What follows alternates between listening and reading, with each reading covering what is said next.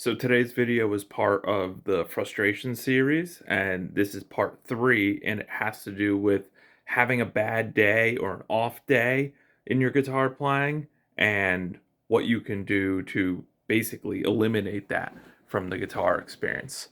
So, what you want to understand is that when we're frustrated, something isn't going well, we had a good day the other day, but today it's not going well.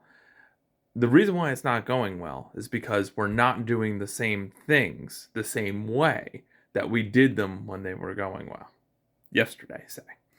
Okay? So, what that means is that if we want to sort of do some preventative maintenance on this, what we add into our training, our practice, is some kind of structure of consistency training, right? So, the idea when I first started doing consistency training, it was probably literally, I remember the time I was working on Un Tiempo Fue Italica Famosa by Joaquin Rodrigo, and these big scale passages in it. So I was like, if I could do this three times in a row, I'm going to feel pretty confident with it. And the consistency training worked out really well when I performed it in concert. I felt really good, confident, and especially running the first of I think there's about 22 big scale runs in that piece.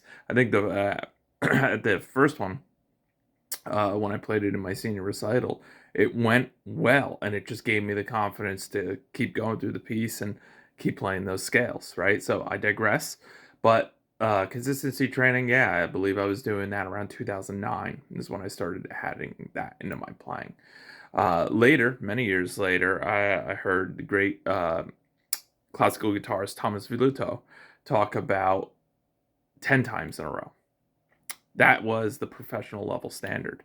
So I said, okay. After I saw that, I was like, I need to raise my consistency training number up to 10. And then, as you might know from trying that, that is extremely challenging, right? But that then teaches us how to make our training method even more effective, right? So if you haven't done any consistency training in what you're doing, simply all you need to do is you need to have a very clear starting point and a very clear ending point.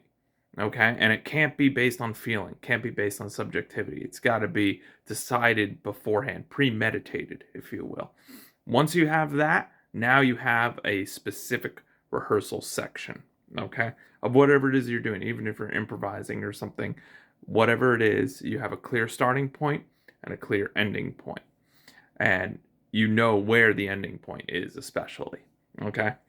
So after that, then you want to choose a number. When I first start doing this with students, even directly in the lesson, start easy. Start with two, okay? Because two already does the thing that consistency training does, but it does it sort of very weakly, right? Consistency training teaches us how to experience performance anxiety while practicing, actually, while training, and how to have it at any given moment. Why? Because consequence starts to become part of your training experience. And what we learn about consequence when we actually get a two times in a row, or a three, or a four, or a five, and so on, is we learn to have a healthy, these aren't my words, but these are from the great classical guitarist John Williams, a healthy disregard. This was about performance anxiety, healthy disregard for the audience. In this case, the audience might just be you, or it might be you and your teacher, right? So when I have a student and we're going through consistency training, one, usually I won't even tell them that I'm doing it, right? That then doesn't give them consequence. But if they play something well, okay, we have a decided starting point, we have a decided ending point. They play something well, great. I'll say, can you play that again? And they'll play it, and maybe it didn't go so well. Can you play it again? Can you play it again? Until we get twice in a row. And then at the end, I'll let them know that that's what I was looking for, was twice in a row. Uh, then, right, once I would say you get twice in a row a little bit experienced, right? Once you move up to three times in a row, it's sort of the real version of it. Three times in a row, this is just my personal experience, so this is all opinion here, but three times in a row really packs on that performance anxiety, because one time you might get lucky, two times you might get lucky, but that third time you really have to do it intentionally. And so once you can do three times in a row, four is the same thing, five is the same thing, six, seven, eight, nine, 10, they're all the same thing. But I find that three is the benchmark, right? So when anybody is sort of working on something seriously and they want, and especially if they're frustrated, right? If they're a frustrated player, they have to learn how to get two and three times in a row results.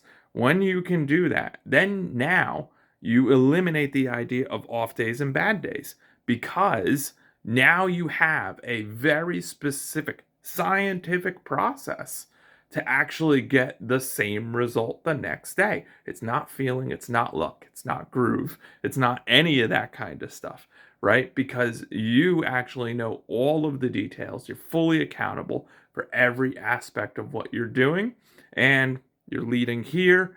And the way you were able to get it three times in a row is you followed your intuition about what to do technically and or mentally to be able to get that result. So that's what I wanted to share today with you. Had a conversation with actually more than one student today that revolved around this conversation. So I figured it was pretty relevant. So if you yourself are having a frustrating time playing, please send me a message. I'd love to design an experience for you that allows you to get consistent results right away. Thank you very much.